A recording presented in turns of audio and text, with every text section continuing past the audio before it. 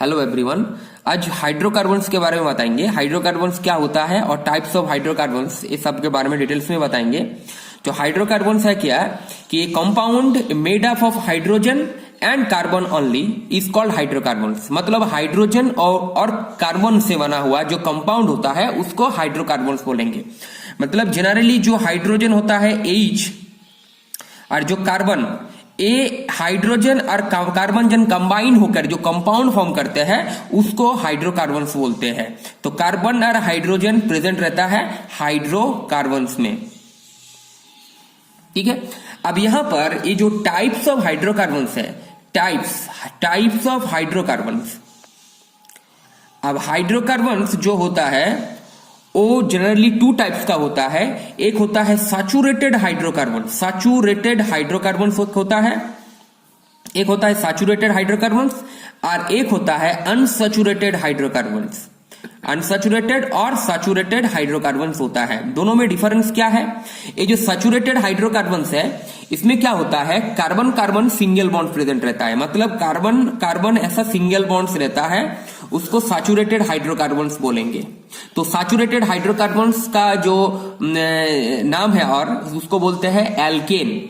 तो एल्केन्स जो जनरली होता है वो एक हाइड्रोकार्बन्स है, वो एक सैचुरेटेड हाइड्रोकार्बन्स है। सैचुरेटेड हाइड्रोकार्बन्स में कार्बन कार्बन सिंगल बॉन्ड रहता है। और जो अनसैचुरेटेड हाइड्रोकार्बन्स होता है, अनसैचुरेटेड हाइड्रोकार्बन्स इसमें क्या होता है, कार्बन कार्बन डबल बॉन्ड हो सकता है या तो कार्बन कार्बन ट्रिपल बॉन्ड हो सकता है। तो एक कार्बन कार्बन डबल बॉन्ड और कार्बन कार्बन ट्रिपल बॉन्ड, ये हो जाएगा अनसैचुरेटेड हाइड्रोकार्बन्स, ठीक है। अब एक एग्जांपल दे रहे हैं, जैसे कि यहां पर एक एग्जांपल है, एक कार्बन हाइड्रोजन सिंगल बॉन्ड है, यहां पर कार्बन हाइड्रोजन सिंगल बॉन्ड है। अब यहां पर एक कार्बन कार्बन सिंगल बॉन्ड है और कार्बन हाइड्रोजन भी सिंगल बॉन्ड यहां पर प्रेजेंट है। एक कार्बन हाइड्रोजन सिंगल बॉन्ड है, एक हाइड्रोकार्बन है। अब सिंगल बॉन्डेड है मतलब ये सैचुरेटेड हाइड्रोकार्बन हो जाएगा। ये सैचुरेटेड हाइड्रोकार्बन मतलब इसको एल्केन बोलेंगे। जो सैचुरेटेड हाइड्रोकार्बन होता है उसको एल्केन बोलते हैं।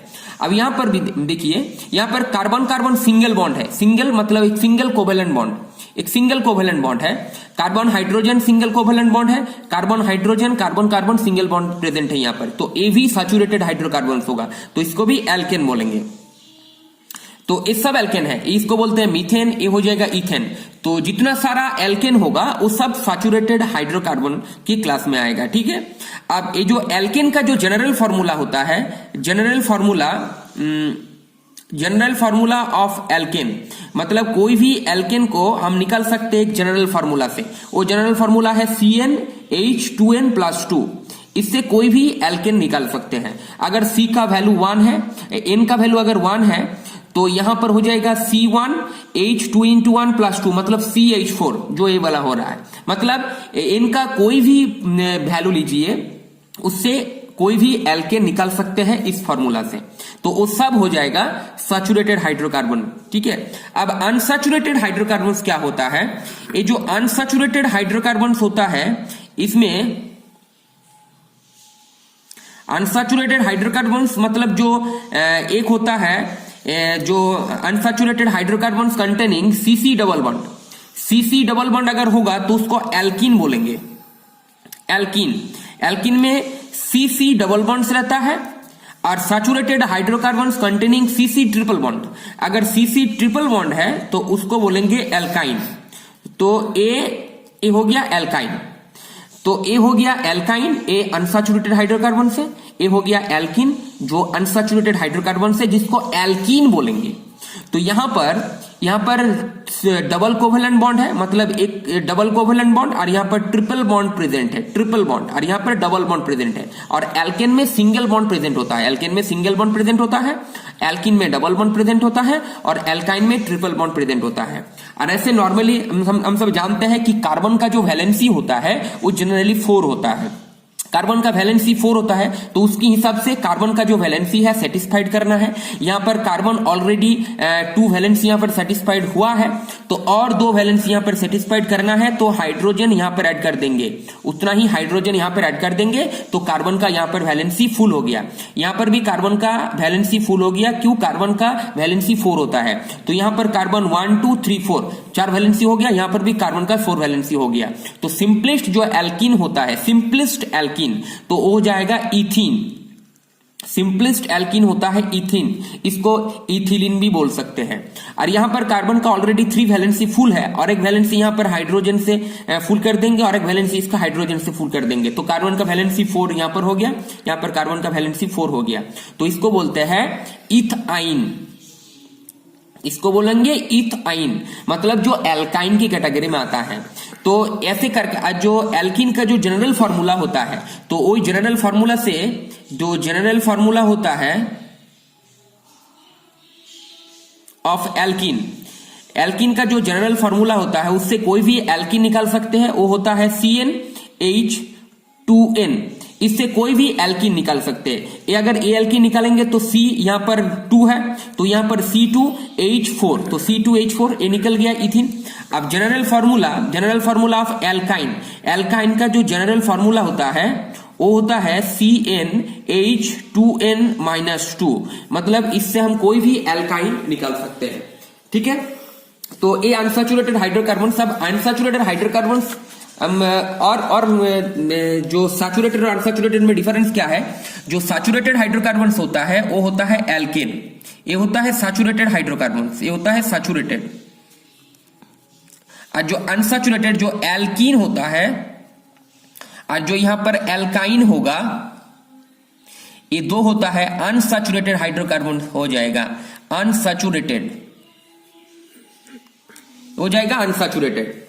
अगर सिंगल कार्बन है, सिंगल कार्बन कंटेनिंग जो एल्केन होता है वो होता है methane, single carbon containing alkane वो हो जाएगा मीथेन।